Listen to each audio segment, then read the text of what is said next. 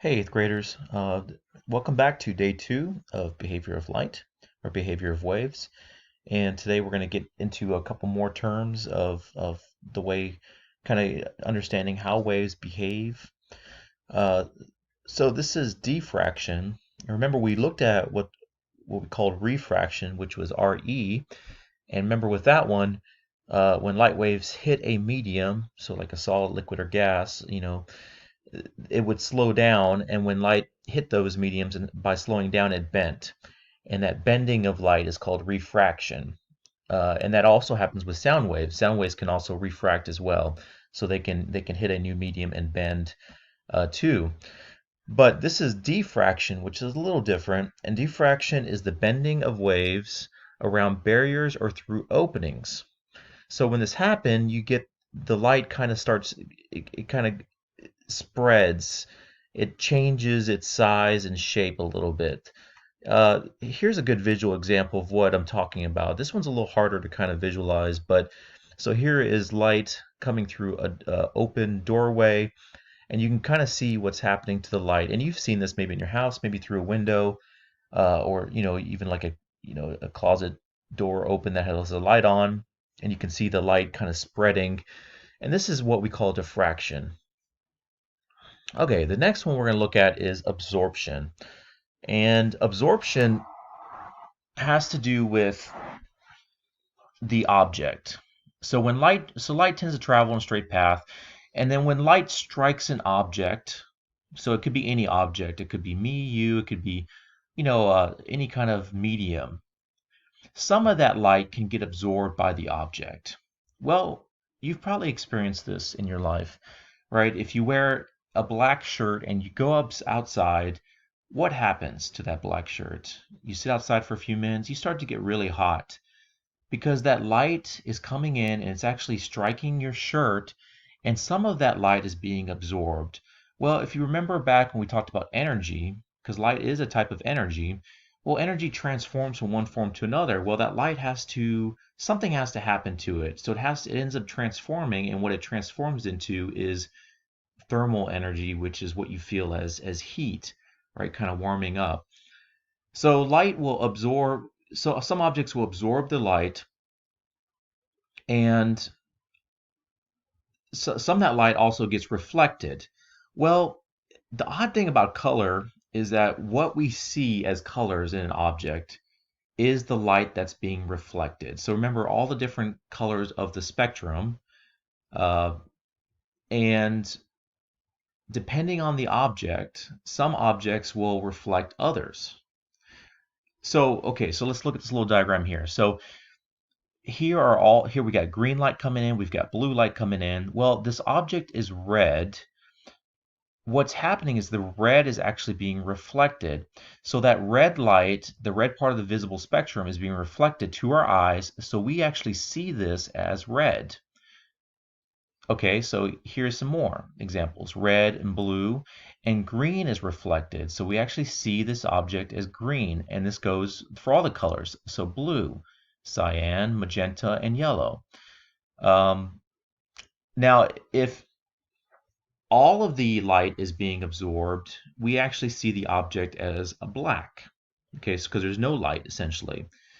If all the light is reflected, which means none of it, a very small portion is being absorbed, or for the most part it's reflected, then we actually see it as white. I know this is kind of hard to wrap your mind around, but this is how our brain actually recognizes certain colors. And you may say, well, Mr. White, I do painting and art, and I mix together different colors and those come out. Well, that's we're not really necessarily talking about those kind of mediums, right? We're talking about the way our brain and eye perceive different colors. We perceive those paints at those certain colors because that's the color of the spectrum that's being reflected back to us. I know this is kind of hard this is a bizarre thing, but it makes you wonder, well, what do other animals and things like, what kind of colors do they see? So here's some more examples. So here is a leaf, and I just made it into different colors. So this one absorbs all the different colors of the visible spectrum, except it reflects the red. So that red gets reflected back. And I know it's kind of more of a pinkish color, but you get the drift, right?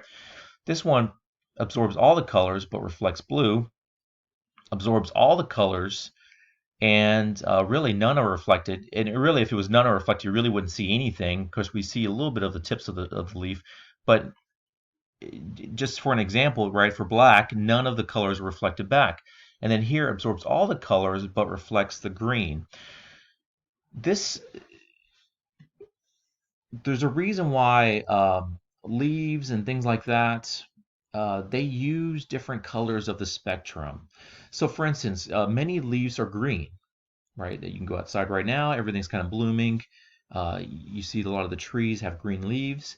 Well, those plants are using all of the colors of the spectrum as energy for photosynthesis, right? We learned about photosynthesis last year, except for the green. The green is actually being reflected back to us. So it's an odd thing.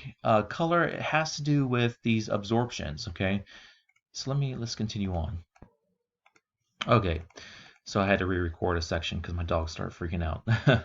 um, all right, so there's a PhET simulation on here, all about color and bulbs and things like that. Play with it and see, see what you can do with it. I like you just to kind of experiment, just see how we perceive different colors, and um, just go through it. There's different little sections, single bulb, RGB bulbs. Just check them out. Spend a good, 5 minutes or something. It doesn't have to be crazy or anything like that. Okay, and so the last thing I'm going to talk about is transmission. Now, transmission of light is the moving light through material. So we know certain materials can absorb light, but certain materials also can transmit light, which basically means the light's just going to go right through it. And depending on the material, it will determine the amount of transmission. For instance, different transparent materials like glass, even water, could be somewhere transparent depending on where you're at, right, will allow a lot of the waves to go through it. That means a lot of the waves aren't going to be absorbed. It'll just kind of pass through. And then we have translucent, which is kind of like an in-between. It's not quite as clear. It'll absorb some of the light and then allow some of it to be transmitted as well. Like these little, this like kind of green can or green plastic, cup there is a good example of translucent. And then there's opaque, which is completely solid essentially. So light does not transmit through it. It is absorbed. And solid things like, for instance, a wood door, gates, our house are opaque, right? Many things are opaque in this world, and light gets absorbed, or waves get absorbed through those materials. All right, so that's the end of day 2. And what I need you to do now is just, if you haven't done so, is complete the assignment on USA Test Prep. It is called Science Digital Learning Week 427 to 51, not 57 to 51, Whited. And it is in there. There are 4 performance tasks, so it's not too crazy. And just kind of testing your knowledge over what we've gone over the last couple of days. I know this material is new, so I'm not going to grade it. I'm going to grade it mainly if you complete it, you get 100, okay? But you get unlimited tries, so take your time and go through it and see if you can understand what they're trying to ask. I know we're not doing a milestone this year, but it's a good way of kind of seeing where you're at. So I appreciate those who have hung with me, and thank you for watching these videos. I'm not getting a lot of clicks, so I'm not gonna become a YouTuber anytime soon, but hopefully these are helpful to you, and you can use them to help you hopefully you're learning something. If not getting a little more interested in science, which I think ultimately would be a good outcome, that you can continue to maybe learn science and use that even after high school. All right. Well, I'm here. If you have any questions, just shoot me an email.